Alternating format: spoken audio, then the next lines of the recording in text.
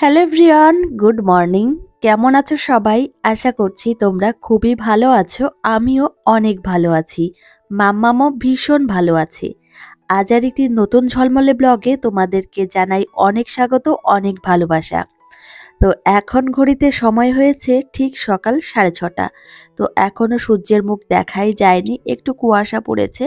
তো আমার শাশুড়ি মা চা বানিয়েছে আর এখন একটু উঠানে বসে বসে খাচ্ছি। মাম্মাম সোনাও সকাল 6:45টার দিকে ঘুম থেকে উঠে গেছে। তো এখন বায়না করেছে ও দাদা ভাইয়ের সঙ্গে যাবে রাস্তার সামনে। তো আমি আর আনতে যাব না, মাকে বললাম যে তুমিই নিয়ে এসো। তো মা বলছিল দাদা এসো, একটু দেখছিল কি করে। তো আমার শাশুড়ি মাকে নো নো বলছিল। তো যাই হোক, এখন আমার শাশুড়ি মা যাবে রাস্তার সামনে আর আমি রান্না বান্না করব। কেননা যতটা সকালে করা যায় ততটাই ভালো। আর দিদি এসেছে বাড়িতে, 3টে বাচ্চা কাচ্চা রয়েছে বাড়িতে, ওই কারণেই। তো এই যে দেখো যাচ্ছে। আর বেশ কুয়াশাও পড়েছিল আজকে সকালবেলায়, প্রচণ্ড। আর মানে রোদটাও তেমনভাবে বেরোচ্ছে না, মেঘলা মেঘলা আকাশও রয়েছে। তো মেয়েকে জল খেতে দিয়ে দিলাম, হালকা কুসুম গরম জল করে রেখেছিলাম, তো সেটাই দিয়েছি। আর এখন মাম্মা সোনা একটু পেট ভরে জল খাবে, তারপর ওকে আমি ব্রাশ করতে দেব। তো এখন ব্রাশ করতে দিলে কি করে জানো তো, নিজে নিজে ব্রাশ করে, কিন্তু লাস্টের দিকে আমি একটু ভালো করে ব্রাশ করিয়ে দিই। এই হচ্ছে ব্যাপার। তো সকাল করে ঘুম থেকে উঠলে আমারও একটু অসুবিধা হয়, আর একটু দেরি করে ঘুম থেকে উঠলে কাজবাজগুলো করে নিতে পারি। আর যদি মামাম ঘুম থেকে উঠে পড়ে তাহলে তো ওকে ফ্রেশ করাতেই হবে, রেডি করাতে হবে। তো এই করতে বেশ অনেকটা সময়ই চলে যায়। আর রান্নার পরে উঠলে তাহলে খুব সুবিধা হয়। তো বাড়িতে অনেক লোক, তোমাদেরকে বলেছি যে দিদি এসেছে। তো ভাতও রান্না করতে হবে, রুটি বানাতে হবে। তো সেই হিসাব করেই প্রেসার কুকারে চাল বসিয়ে দিয়েছি। মাকে অবশ্য জিজ্ঞাসা করেছি যে কি রান্না করব। মাকে জিজ্ঞাসা করেই আমি রান্নাঘরে আসি। তো মা বলল যে সিদ্ধ ভাত রান্না করো আর মানে রুটি বানাও। রুটি তো আমার শ্বশুর মশাই, তোমাদের দাদাভাই এরা সবাই খায় সকালের দিকে। তো আজ আমি ফুলকপি আর আলু দিয়ে ভেজেছি, আর এদিকে রুটি তো রয়েছেই।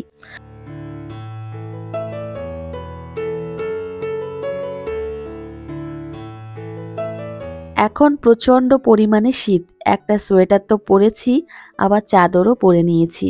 তো প্রচণ্ড শীত লাগছে, আর রান্নাঘরে রান্না করতে আসলে শীতও লাগে বেশ। কটা দেশি ডিম সিদ্ধ দিয়েছি, এইগুলো সিদ্ধ ভাতের সঙ্গে খাবে। আর সিদ্ধ ভাতের সঙ্গে দেশি ডিম সিদ্ধ খেতেও বেশ ভালো লাগে। আর গরম জল করে নিয়েছি, আর এখন আসলাম বাইরে। তো বাইরে এসে দেখলাম আমার মাম্মাম আমার ঘর থেকে নেল পলিশ নিয়ে এসেছে, আর নিজে নিজে তো পরেছেই, আর আমাকে একটু পরিয়ে দিচ্ছে। তো মেয়ে এখন অনেক কিছুই পারে, তো আমাকে ভালোভাবে নেল পলিশ পরিয়ে দিতে পারে। প্রত্যেকটা নখেই খুব সুন্দরভাবে নেল পলিশ পরিয়ে দিতে পারে, আর নিজেও পরে, ওর ঠাম্মিকে পরিয়ে দেয়। তো মামামের সকালের খাবার নিয়ে নিয়েছি, তোমাদের তো দেখিয়েছি। আলু সেদ্ধ ভাত দিয়ে মামামকে খাওয়াচ্ছি।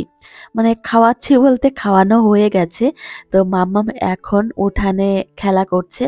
তো ওর দাদা ভাইরা এসেছে, ওই জন্য আরো বেশি আনন্দ পাচ্ছে মাম্মাম।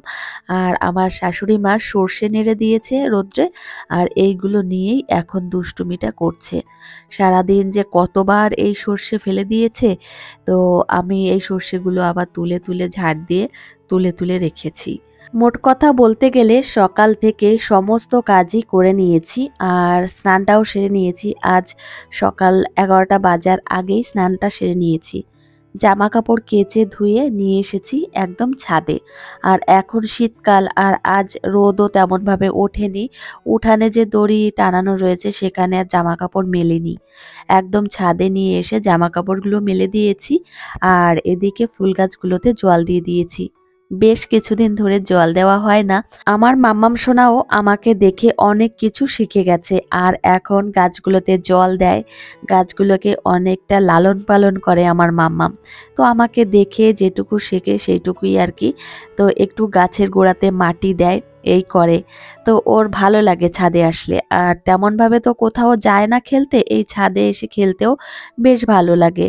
আর আমাদের ছাদটা তো ঘেরা চারিপাশ দিয়ে, ওই জন্য অসুবিধাও নেই, মাম্মামকে নিয়ে আসা যায়। আর ছাদ থেকে সোজা এসেছি আমার রুমের সামনে ব্যালকনিতে। দেখো গাছগুলো একদম নেতিয়ে পড়েছে, গাছগুলোতে একটুও জল দেওয়া হয়নি। ছিলাম বাপের বাড়িতে, আর এখানে কেউ আসেও নি, ওই জন্য জল দেওয়া হয়নি। তো আর এই রেলিংগুলোতে একদম মাকড়সার জাল বেঁধে দিয়েছে। আর দেখলাম দরজাগুলো কেমন হয়ে গেছে, পুরো ধুলো আটকে গেছে। তো এখন একটু ভালো করে ঝাড় দিয়ে নিচ্ছি। তো অনেক দিন মোছা হয় না। তো বাপের বাড়িতে যাওয়ার আগে ভেবেছিলাম মুছবো, কিন্তু সেটা আর হয়নি। তো দেখি এই কাজগুলো করতে হবে, আগে গাছগুলোতে জল দিয়ে নিই, তারপর দেখব। তোমাদের তো বলেছি বাড়িতে দিদি এসেছে, আর বাড়িতে এত পরিমাণে হই হুল্লোড় হচ্ছে, আর বাড়িতে দুটো বাচ্চা। তো কখন আমি ভিডিওর ভয়েস ওভার দেবো একটুও দিতে পারছি না। তারপর আমি এই যে এখন রাত, মানে রাত না, এখন ভোর 4:45টার দিকে আমি এখন ভিডিওর ভয়েস ওভার দিচ্ছি। মাম্মাম ঘুমোচ্ছে, তো আমি এখন ভয়েস ওভার দিলেও বেশ ভালো হবে। না হলে এখন যদি আমি ভয়েস ওভার না দিতে পারি তাহলে আমি ভিডিওটা দিতে পারবো না। তো ভাবলাম কি এতদিন ভিডিও দেওয়া হয়নি, আর এখন কষ্ট হলেও আমি ভয়েস ওভারটা দিয়ে দিই। তো তাই আমি এখন এই যে ভয়েস ওভারটা দিচ্ছি।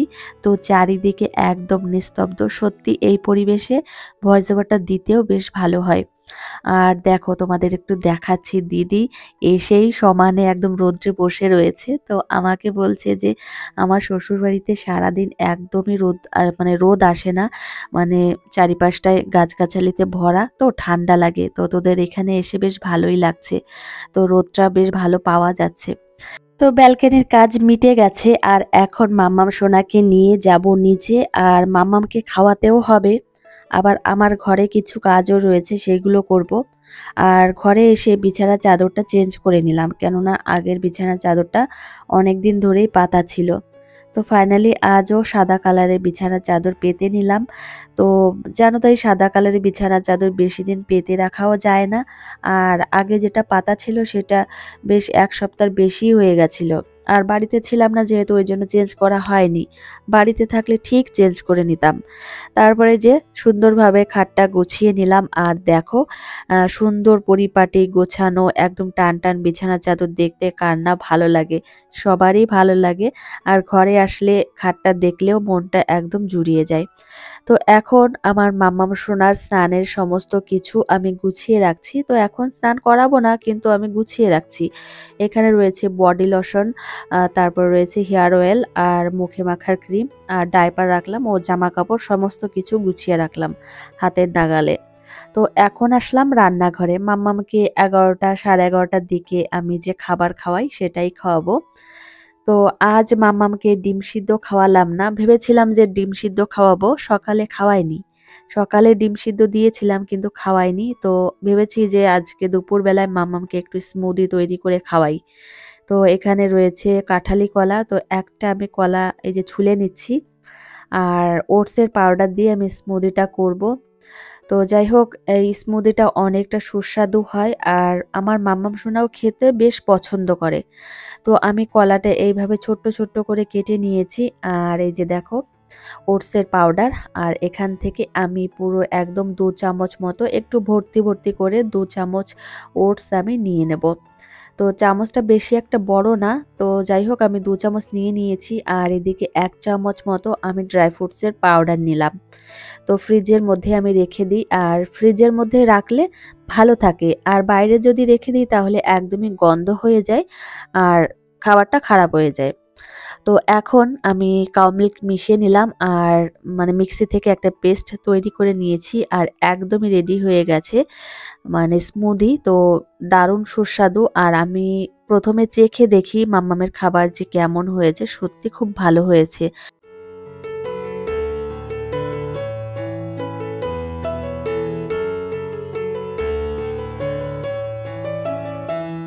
আমার মাম্মাম সোনাকে স্মুদি খাইয়ে দিচ্ছি, দেখো কত সুন্দরভাবে খেয়ে নিচ্ছে।